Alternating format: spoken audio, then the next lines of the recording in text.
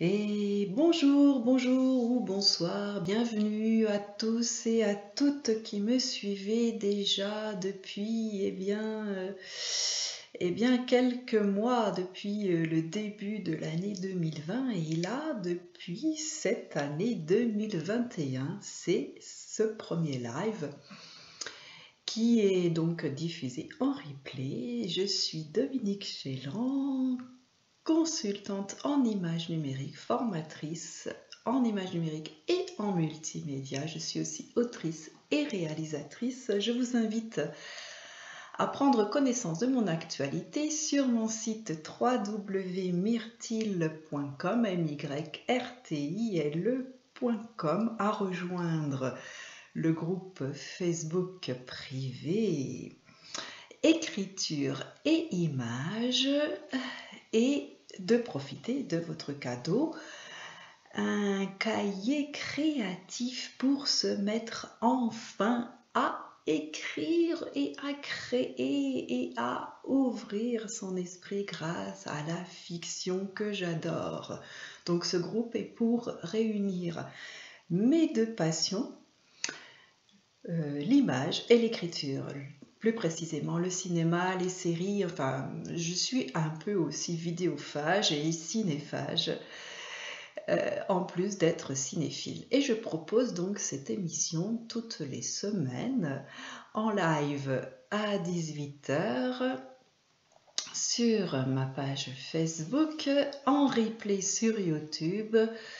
Ça reste aussi sur Facebook. J'invite tous ceux et tous celles qui me regardent à faire des commentaires, à liker, à partager, à venir nous rejoindre dans ce groupe où pendant un an, un an pour construire son histoire et enfin écrire son histoire. Donc, bonne année, puisque nous sommes le premier dimanche de janvier 2021, le 3 janvier.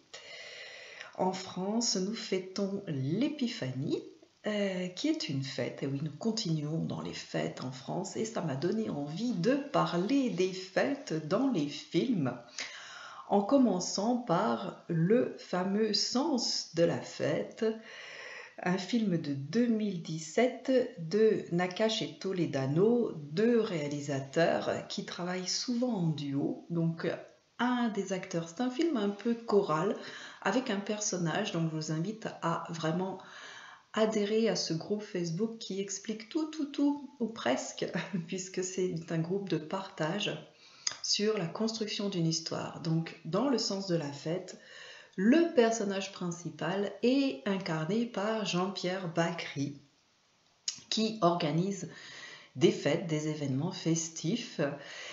Et dans ce cas, c'est l'histoire d'un mariage où il se passe 1001 péripéties.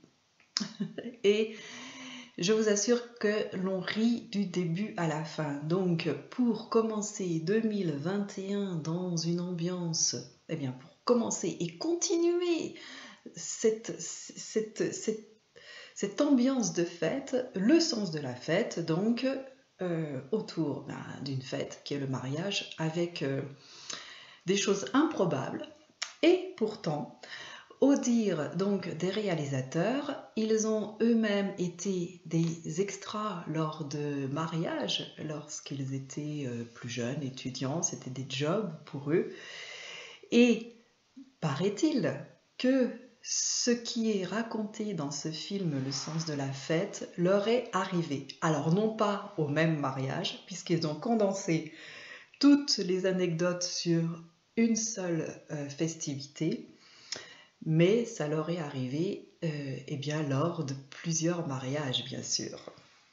Donc ça, c'est intéressant comme anecdote à savoir. Alors, un film plus classique et tout autant décalé, dans un humour très différent pour ceux et celles qui connaissent, Jacques Tati, avec le fameux Jour de fête de 1949. Alors autant dire que Jacques Tati, plutôt issu du burlesque, qui réalise et joue dans ses films a tout eh bien, du personnage très très particulier, très très reconnaissable, qui a été maintes fois repris.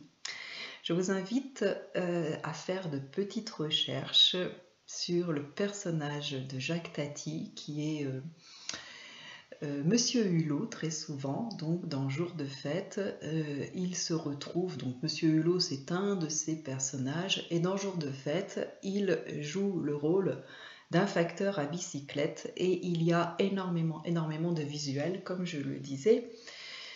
Jacques Tati est plutôt porté sur le burlesque, donc c'est de l'humour décalé, visuel, accessible à tous, même aux enfants, et c'est même, je dirais, même encore mieux d'être accompagné lorsqu'on est enfant, accompagné par son papa et sa maman pour bien regarder un film classique de Jacques Tati.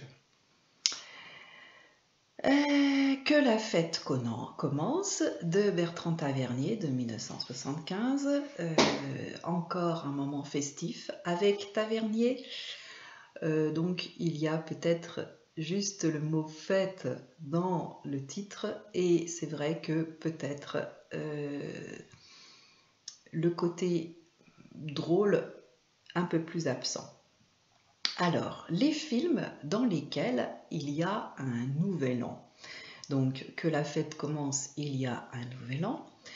Et un film dont j'ai déjà parlé dans un autre sujet, qui était les comédies romantiques, c'est Quand Harry rencontre Sally de 1989. Et il y a, donc je vous invite à chercher dans les films et les séries que vous connaissez, principalement dans les séries, le moment où les fêtes arrivent et comment sont-elles représentées, comment ce Noël, lorsqu'il y a Noël, Thanksgiving pour la partie américaine, Halloween qui est bien implanté maintenant en Europe, quoique. Donc, Quand Harry rencontre Sally de 1989, il y a un nouvel an que Harry et Sally passent ensemble, et disent-ils, eh bien, peut-être pour ne pas s'avouer qu'ils s'aiment, puisque toute l'histoire du film tourne autour de comment vont-ils faire pour se retrouver, ne voient-ils donc pas qu'ils sont faits l'un pour l'autre. Donc ce nouvel an, ils le passent ensemble, ils s'embrassent, puisque souvent le challenge, c'est d'avoir quelqu'un à embrasser le soir du Nouvel An. Alors, où remonte cette tradition, ou en tout cas ce truc que nous avons dans la tête, où nous avons absolument besoin d'embrasser quelqu'un au Nouvel An. Donc, quand Harry rencontre Sally, eh bien Harry et Sally prétextent que ce n'est pas du tout parce qu'ils étaient célibataires qu'ils ont passé le Nouvel An ensemble, mais c'est justement parce qu'ils étaient seuls et qu'ils n'avaient pas envie et qu'ils ne voulaient pas le passer seuls. Donc, tous les prétextes sont bons dans ce film pour se trouver des excuses. Et le Nouvel An est peut-être finalement une bonne excuse. Un Nouvel An assez différent, qui, eh bien, avec le titre qui est aussi une série, puisque c'est Le Parrain 2. Donc Le Parrain 2, celui qui est de 1975. Donc je rappelle, Le Parrain, c'est Al Pacino. Dans Le Parrain 1, c'est Marlon Brando, avec cette fameuse voix très... je ne sais même pas comment la qualifier, cette voix qu'a inventée Marlon Brando et que Al Pacino a repris, et que beaucoup d'acteurs ont repris dans des rôles de justement mafioso. C'est bien comme ça. Donc il y a un nouvel an dans Le Parrain 2 qui est eh bien, à l'opposé de la rencontre de célibataires ou bien de péripéties burlesques à la Jacques Tati. Nous sommes plutôt sur une ambiance de « Eh bien, je te souhaite le meilleur pour l'année qui vient », dans cette ambiance un peu particulière. Un film que j'avais un peu oublié pour les comédies romantiques, je le cite aujourd'hui, et voilà qui est fait, c'est le journal de Bridget Jones, film tiré d'un livre du même nom, qui a eu beaucoup de succès, donc on est il y a 20 ans, et oui, puisque c'était en 2001.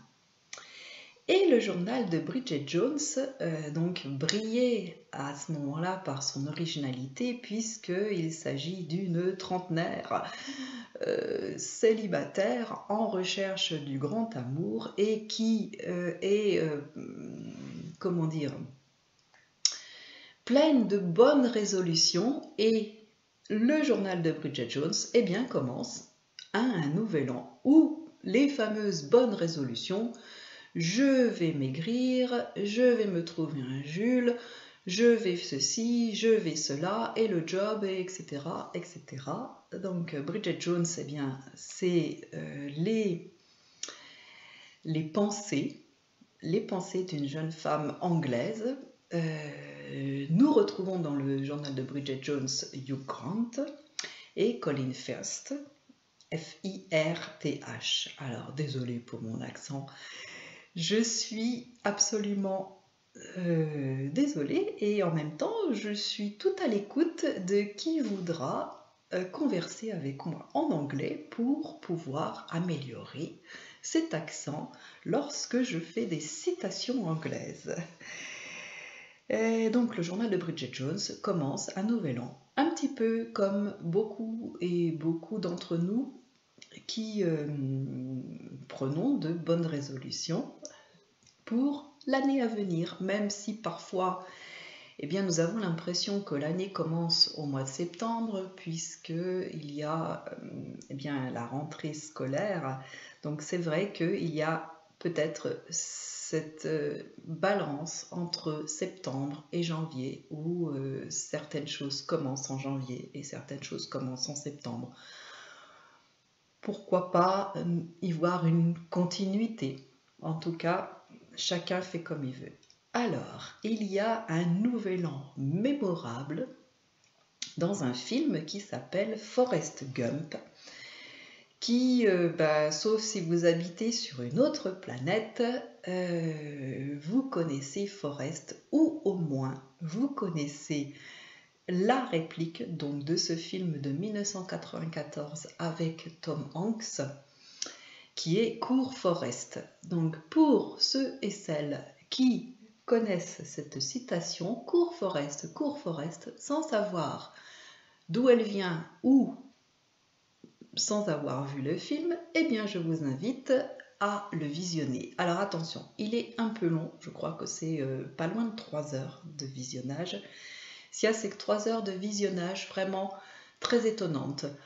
Alors, à replacer vraiment dans le contexte de 1994 pour les fameux effets spéciaux qui étaient exceptionnels à ce moment-là. Donc, Forrest Gump, le personnage incarné par Tom Hanks et qui donne son nom au film, eh bien, nous le suivons sur toute sa vie, depuis sa jeunesse, presque jusqu'à la fin de sa vie. Et cet homme, qui est d'une naïveté déconcertante, c'est comme ça que je vais le dire pour caractériser le personnage, traverse toute sa vie en rencontrant des personnages hauts en couleur, parfois célèbres. Donc, sans spolier, je vous laisse la surprise à ceux et à celles qui veulent découvrir Forrest Gump. Et un deuxième personnage, enfin, il y a à peu près 2 personnages secondaires importants dans ce film, Forrest Gump, qui donne la réplique à Tom Hanks. Et l'un d'eux s'appelle le lieutenant Dan. Lieutenant Dan, il va le rester même lorsqu'il aura terminé d'être lieutenant. Donc il y a une partie effectivement qui se passe à la guerre du Vietnam. Et dans Forrest Gump, donc allez le revisionner pour ceux qui l'ont déjà vu, il y a une scène mémorable de Nouvel An entre Forrest et le lieutenant Dan qui fête le Nouvel An 1972. Donc quand je vous dis que nous voyons tout un panel de la vie de ce personnage, c'est tout à fait ça. Donc 1972, que se passe-t-il à Nouvel An 1972 aux États-Unis? Direction Forrest Gump et cours Forrest, cours Forrest. Alors, pour rester un petit peu sur les fêtes, eh bien, je pars aussi sur Persepolis, qui est un film d'animation de Marjane Satrapi, qui est une Iranienne. Oui, on est en Iran, ou en Irak. Non, en Iran. Je suis désolée pour les natifs de ces pays. La guerre entre Iran et Irak, pour nous, Français, est restée pendant très longtemps confuse. Donc, l'histoire et la géographie sont un petit peu mes points d'amélioration. Donc, Marjane Satrapi est franco-iranienne et raconte sa jeunesse et son adolescence dans ce pays sous, je rappelle, le Shah d'Iran, donc c'est bien l'Iran, je confirme. Et il y a des fêtes.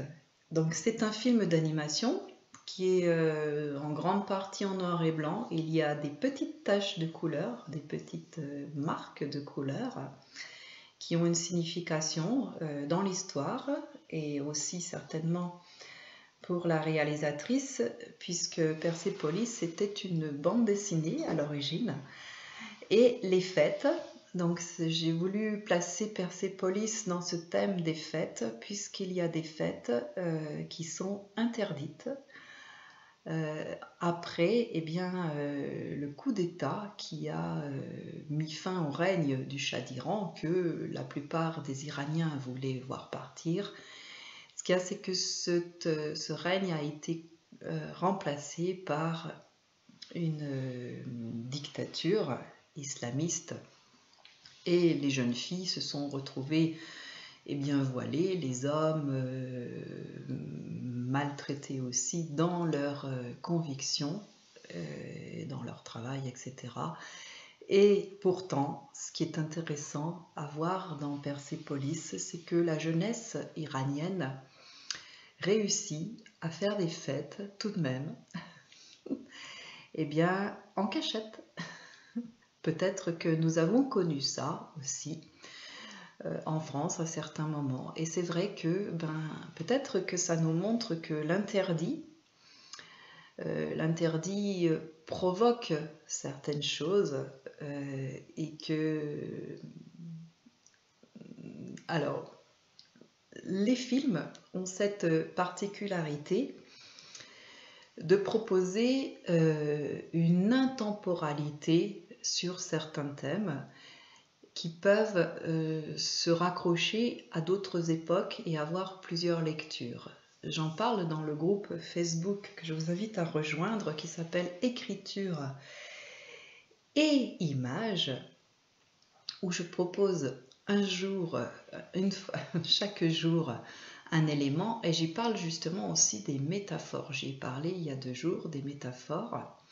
La métaphore, c'est ça aussi, c'est parler de quelque chose qui est extérieur à la situation pour pouvoir en proposer une vue différente. Pour intégrer le groupe dont je vous parle, un groupe d'échange autour pour les passionnés et les amoureux des mots et des images, je vous invite à me contacter directement au cas où vous auriez des difficultés pour trouver ce groupe. Un film pas récent du tout et pourtant très festif, qui s'appelle Rabbi Jacob de Gérard Houry, qui est de 1973, donc avec une espèce de liberté en France, et qui très profondément a des petites touches pour un petit peu remettre les choses en place, donc à replacer dans le contexte, puisque sur le côté festif, cela se passe dans une communauté juive parisienne où l'on fête ce qu'on appelle la communion pour les chrétiens et qui est la bar mitzvah pour les juifs. Alors, me corriger si je fais des erreurs. Je voudrais donc pour la deuxième partie, je propose donc une série de films, donc je vous invite aussi à regarder les séries et comment sont fêtés les nouvel an, les fins d'année, les fêtes, etc. dans les séries. Un approfondissement plus avant d'un film, et en tout cas d'une partie de film. Et là, mon choix s'est porté sur Le Festin de Babette, un film de 1987, un film danois de Gabriel Axel, qui a eu nombre de récompenses. Donc dans ce film déjà qui est tiré d'une nouvelle de Karen Blixen, pour ceux et celles qui découvrent Karen Blixen, elle est auteure, une autrice danoise, principalement plus connue pour son histoire de Out of Africa, qui a donné lieu à un merveilleux film avec Meryl Streep et Robert Redford. Donc le Festin de Babette est tiré d'une nouvelle de Karen Blixen, qui était danoise, et Out of Africa raconte son histoire lorsqu'elle était en Afrique. Le Festin de Babette, c'est vrai qu'au début c'est une nouvelle. Donc le réalisateur s'est accroché pendant plus de 10 ans pour pouvoir porter à l'écran cette histoire de Karen Blixen, dans laquelle, donc dans ce film, nous retrouvons l'actrice française Stéphane Audran qui joue le rôle d'une Française qui arrive au Danemark, une veuve, donc à la fin du 19e siècle, dans une petite communauté protestante luthérienne. Et là, elle se retrouve au service de deux sœurs célibataires, Martine et Philippa, deux vieilles filles, qui continuent à propager le côté religieux de leur père, pasteur, qui est une religion que l'on peut appeler, pour certains et certaines, une secte. C'est quelque chose ce sont des principes très austères. Alors, pourquoi je présente un peu ça? Parce que la fameuse Babette, donc qui est française, reste au service des deux sœurs, et il s'avère qu'elle est une excellente cuisinière. Pour l'anniversaire du centenaire du pasteur, s'il avait eu 100 ans, donc après sa mort, cela coïncide tout à fait dans l'histoire du film, c'est que elle touche un prix de loterie de France et elle décide d'offrir à la communauté un repas.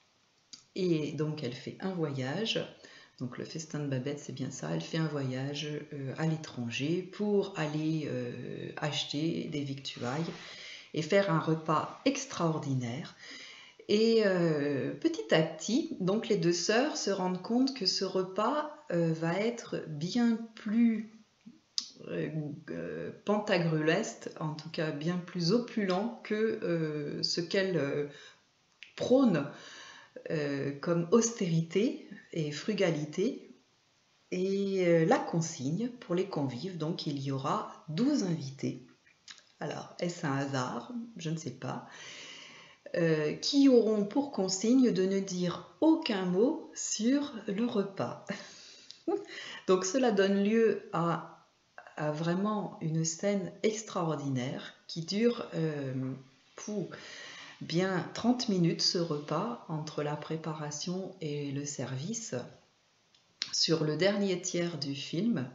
Donc je vous invite vraiment à visionner ce film qui est extraordinaire puisque il nous propose une vision de cette communauté danoise au début qui est vraiment dans l'austérité et dans la privation.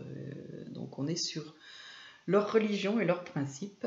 Et ce repas qui se trouve être extraordinaire. Donc parmi les 12 invités, puisque les deux sœurs ont eu des amours de jeunesse tout de même, c'est grâce à l'un des deux, Achille, je ne sais plus comment il s'appelle, qui était chanteur et qui avait appris à chanter à une des sœurs et qui est reparti en France. Et c'est lui qui a recommandé la fameuse Babette qui s'est mise au service des deux sœurs.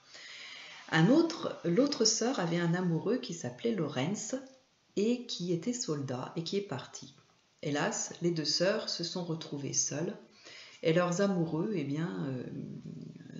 ont été éconduits. L'histoire, si vous regardez le film, vous le dira. Et le fameux Lorenz, devenu général, se trouve dans les parages lors du fameux festin, du fameux repas d'anniversaire du pasteur, et il est convié. Lui n'est pas au courant de « nous nous taisons » lorsque les plats arrivent, aucun mot sur le côté succulent. Et donc bien sûr, lui s'extasie en fin gourmet sur chacun des plats et chacun des vins qui sont servis. Alors, en tapant sur votre moteur de recherche sur internet festin de Babette, eh bien vous allez trouver les recettes de ce repas qui est vraiment plantureux.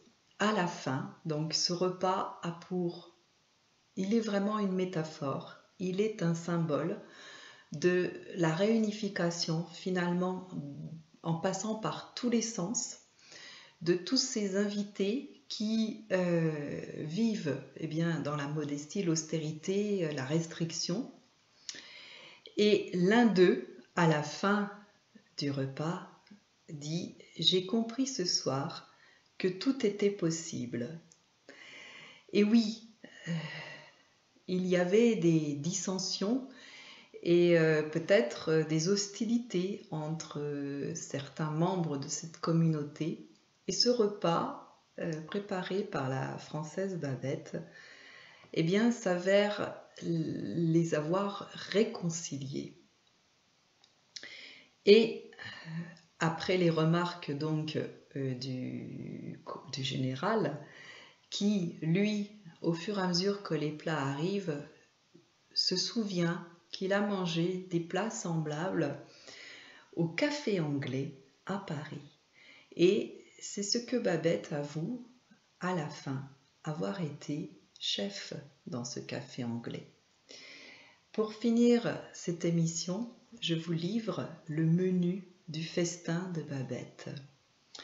Elle commence donc, et nous voyons vraiment les plats, les mets arriver. Elle commence par une soupe de tortue géante. Tortue dans le film.